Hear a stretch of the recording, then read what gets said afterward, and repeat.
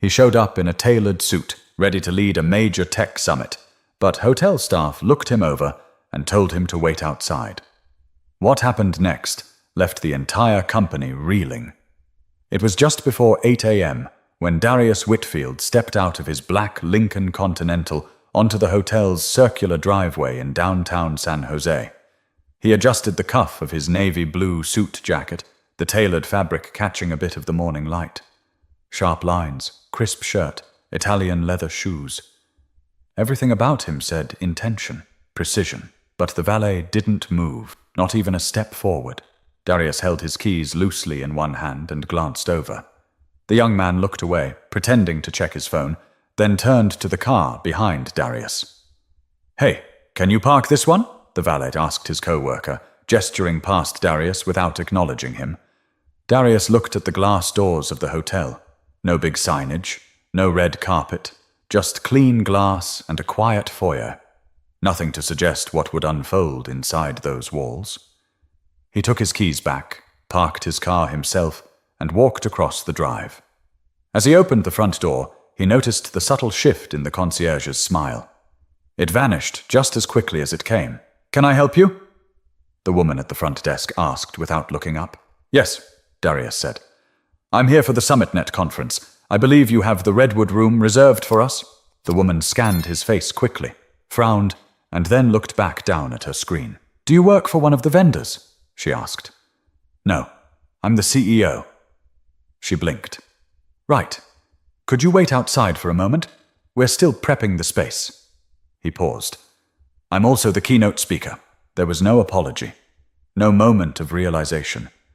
Just a tight smile and a flat, "Still, we're not quite ready. Please wait outside." Another staff member, a young man in a blazer with a walkie-talkie clipped to his belt, appeared behind her. He looked Darius up and down like he was checking for a badge. "You with security?" he asked, lowering his voice. "I'm Darius Whitfield." Darius replied evenly. "The conference you're hosting today? I run it." A beat of silence. Then the man tilted his head toward the door. "Just give us a few, sir. We'll call someone to come get you." Darius let out a breath through his nose, slow and measured. People were starting to arrive. A couple of early investors. One of them, a white man in a grey plaid suit, was instantly greeted with handshakes and warm smiles. No one asked him to wait outside. Darius caught his eye, but the man barely registered him and went on through the lobby, escorted by the same staff who had just asked Darius to step outside. The hotel doors closed behind him with a soft hiss. Darius was now standing just outside the main entrance again, back on the pavement. He checked his watch. It was 8:09. His speech wasn't for another 51 minutes. He had time. But something was boiling inside him, and it wasn't anger. It was something colder. Across the street, a mother pushed a stroller toward a coffee shop. A bus wheezed to a stop at the corner. Life moved on, and yet Darius stood there. A grown man who had built a company from scratch, treated like he didn't belong because he didn't look like what they expected. The phone in his pocket buzzed. "Boss?" came the voice of his assistant, Jalen. "Just checking. Did they greet you yet?" Darius stared at the hotel doors, his tone calm. "Not exactly." But that's when something shifted, not in them, but in him. Jalen was still on the line, his voice low but alert. "What do you mean? Not exactly. They asked me to wait outside." Darius replied. There was a pause. Not shock, not disbelief, just silence. Jalen had worked with Darius long enough to know that when he spoke like this, measured, without inflection, it meant he wasn't just reporting something. He was processing it, cataloging it. "Want me to come down?" Jalen asked. "No," Darius said. "Stay with the investors. They'll be arriving in the next 15. Let me handle this." He hung up, straightened his tie, and walked back through the doors. Inside, the same woman behind the counter saw him, but her expression didn't change. "I thought I asked you to wait outside, sir," she said, tapping something into the keyboard. "And I waited," Darius said plainly. "Now I'd like to speak with the event coordinator. My name is Darius Whitfield.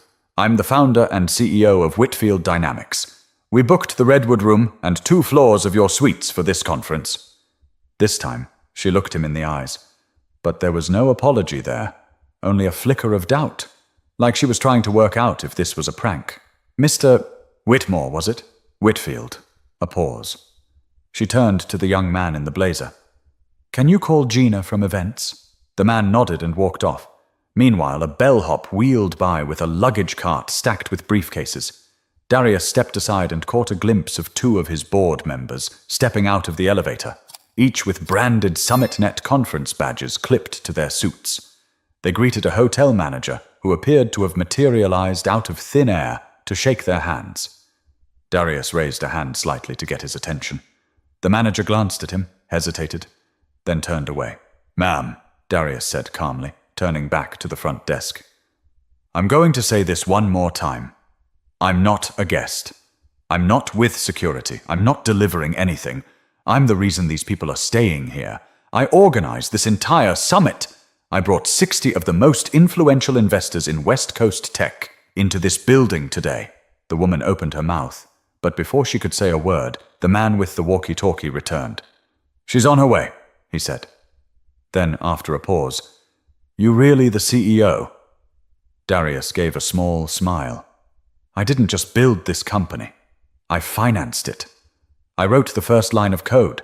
I signed the contract with this hotel. And I chose this location because I believed in the idea of professional courtesy."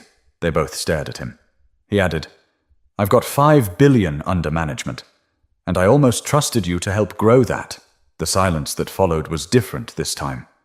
It wasn't disbelief. It was discomfort. The woman behind the desk shifted, suddenly unsure of what to say.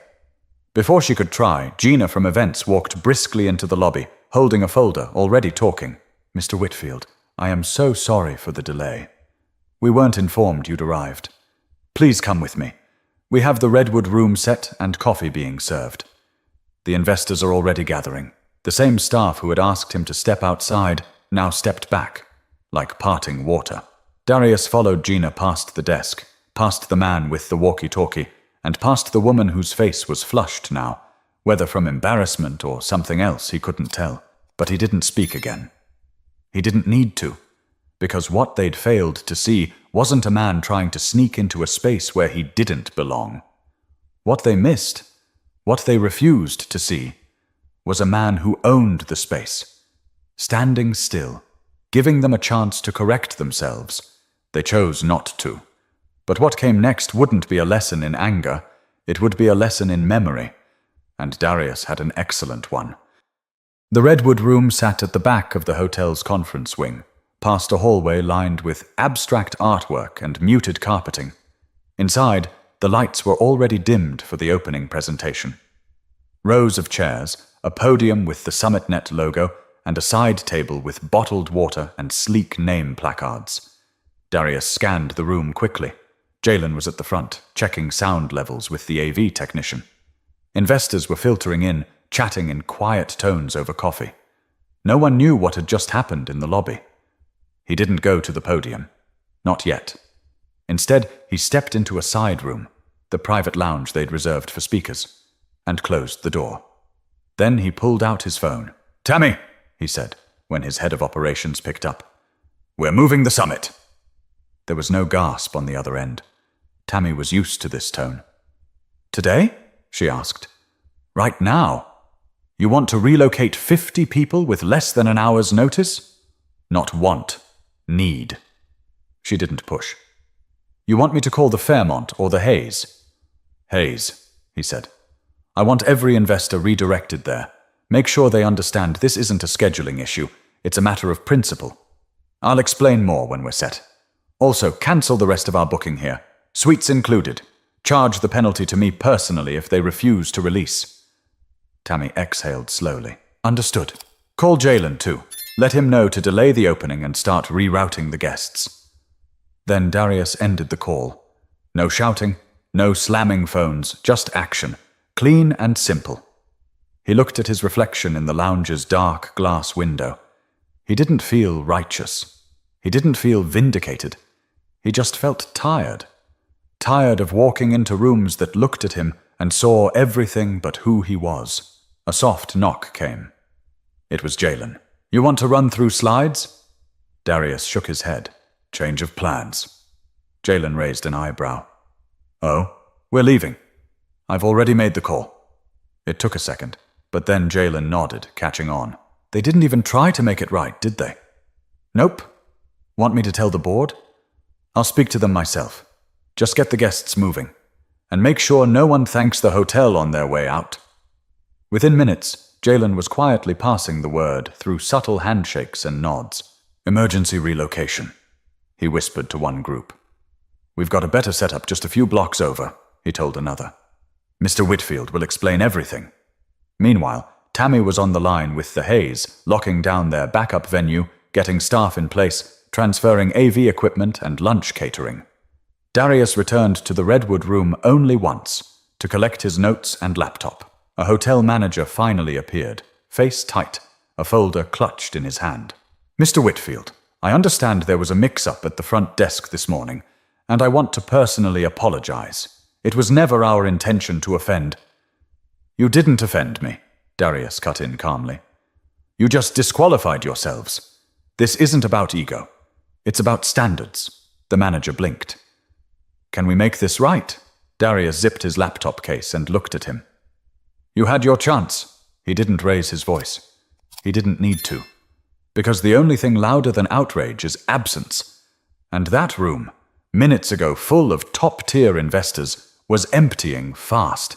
As Darius exited through the same lobby where he'd been told to wait outside, he saw the same desk clerk watching him, her lips pressed in a line. The young man with the walkie-talkie was gone.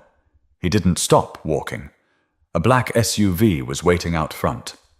The driver opened the door, and Darius got in, his phone already ringing. But this wasn't the end of the day's story. It was just the part where other people started catching up. By the time the first tray of croissants made it to the now half-empty Redwood room, most of the guests were already blocks away, gathering in the grand atrium of the Hayes, San Jose's other luxury hotel. Unlike the first venue, staff there didn't need to be convinced of who Darius was. They welcomed him like they'd been preparing for this for weeks. Meanwhile, back at the original hotel, the front desk looked confused. The receptionist kept checking her screen, scrolling through the guest list, then the room blocks. Her brow furrowed as she picked up the phone. "Gina, the conference guests. They're leaving."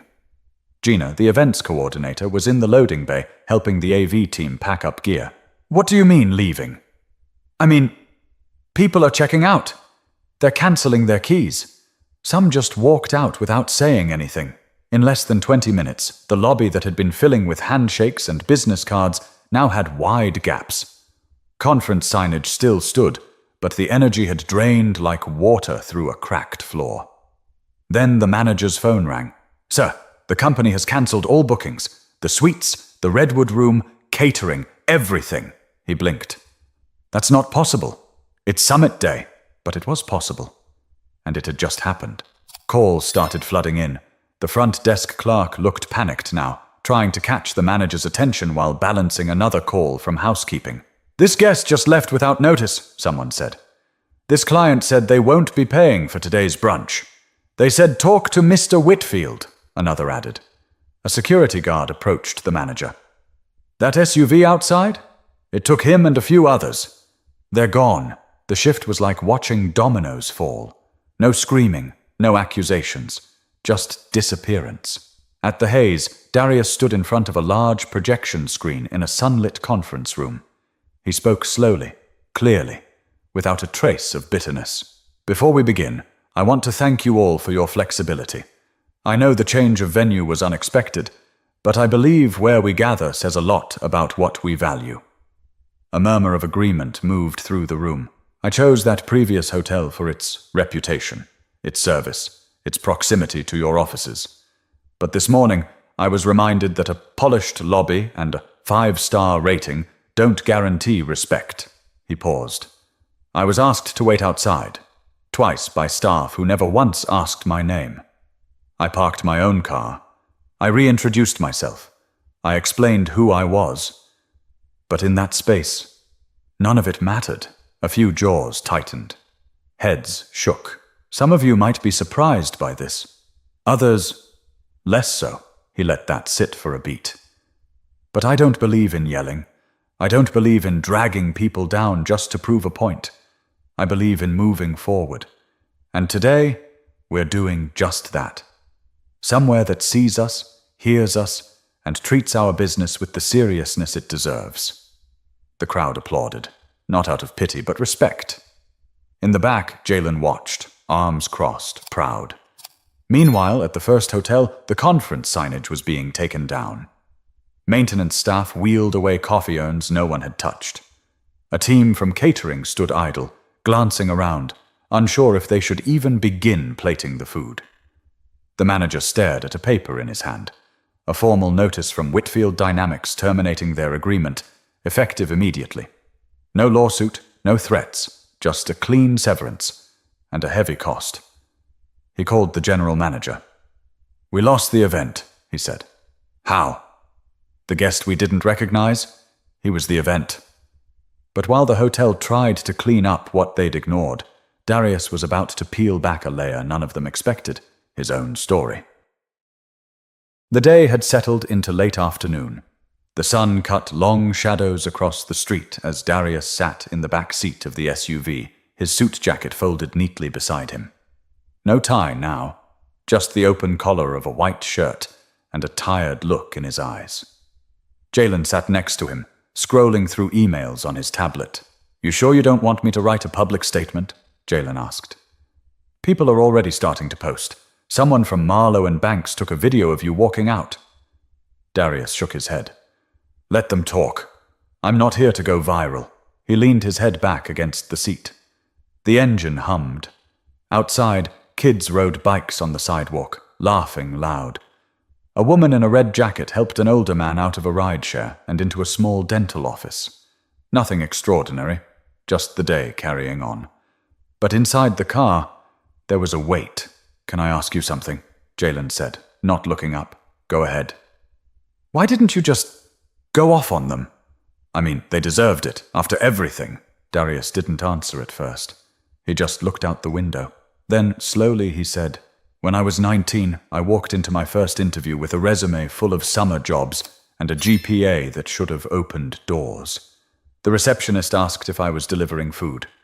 I smiled, said no, waited 2 hours. Interview never happened. They forgot. I was there." Jalen glanced over. Quiet. "I could have made noise, made a scene, but I didn't. I left, found another door. And another after that." He rubbed his hands together, as if remembering the cold grip of a steering wheel from years ago. "Thing is, I spent the first part of my life thinking if I just achieved enough, people would stop making those assumptions. That degrees and money and suits would somehow speak louder." He looked over at Jalen. "They don't." Jalen nodded slowly. "But this wasn't just another receptionist. This was a whole hotel, a whole moment." "Exactly," Darius said. "That's why I left, because I didn't need to prove anything. I didn't need them to understand. I needed the people watching to see what it looks like when you refuse to beg for respect that you've already earned." He exhaled, looking out the window again. "My father used to say, you can't force people to see you, but you can choose where you won't be invisible." Jalen leaned back in his seat, letting that settle. They stopped at a light. Across the intersection, a billboard flashed with an ad for a startup accelerator. Young faces, sleek logos, bold colors. Jalen smiled. "You ever think we'd be the ones running those things instead of applying to them?" Darius smirked. "Every day, and still doesn't feel real sometimes." The SUV pulled to a stop in front of the Whitfield Dynamics building. Glass, steel, and quiet pride. As they got out, the receptionist in their lobby waved, already holding the elevator. As they rode up, Jalen broke the silence. "You ever think about telling that story? The 19-year-old version?" "Maybe," Darius said. "Not for sympathy, but for clarity. Because people think this stuff just happens now and then. One bad day, one rude employee. But it's never just about one moment. It's about patterns. Repeated, sharpened, and buried." He stepped off the elevator, briefcase in hand. You can't fix what people won't name, but you can show them how to walk away from it with their dignity intact. But what Darius didn't realize was that this story, his quiet stand, was already moving beyond him. The fallout started quietly, not with headlines, not with outrage, just a few whispers passed in the corner of conference rooms, then a handful of emails. By midweek, 3 other companies had quietly cancelled their bookings with the same hotel. No statements, no protests. Just a simple message. We've decided to move in a different direction. But inside those boardrooms, the conversation wasn't vague. You hear what happened with Whitfield's team? Yeah, we don't need that kind of risk tied to our name. What's the backup venue again? The hotel tried to patch the damage. A regional sales director reached out to Whitfield Dynamics offering complimentary bookings for the next quarter, free suites for executives, even spa credits for visiting investors. The offer didn't make it past Tammy. She read it, closed the email, and marked it as handled. Darius never replied. Because when trust breaks like that, it's not something you repair with discounts. It's not a billing issue. It's about what you allowed to happen on your watch. Meanwhile, word of the relocation spread to media circles. A small tech outlet published a story, not a takedown, just a timeline. What happened? Who saw it? The shift in venue. The polite but deliberate silence that followed. But that story made its way into inboxes, then into text threads, and eventually into conversations at happy hours where young black professionals raised their glasses to Darius Whitfield, not because he had clapped back, but because he hadn't needed to. Because sometimes the strongest move isn't slamming the door. It's walking away from the room like it never deserved you in the first place. Back at the Whitfield Dynamics office, the boardroom was quiet.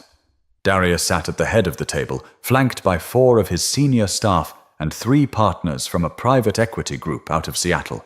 An investor cleared his throat. "We heard about the switch. People are still talking about it." Darius leaned back slightly. "Is that a problem for you?" "Not at all," the man said. "In fact, it told us more about your leadership than the slide deck ever could." Another investor nodded. "It's rare to see someone with that kind of control under pressure. That's where trust comes from." Darius gave a small nod, but didn't gloat. This wasn't about winning. It was about never playing by a rigged rule book to begin with. Later that evening, he walked the quiet floor of the office, stopping to glance at a whiteboard filled with scribbled diagrams, sticky notes, and equations. Jalen was there too, sipping something from a chipped mug. "You see the write-up?" he asked. "I did. They left out the part where the valet ignored you." "They always leave something out," Darius said. "Doesn't matter," Jalen added.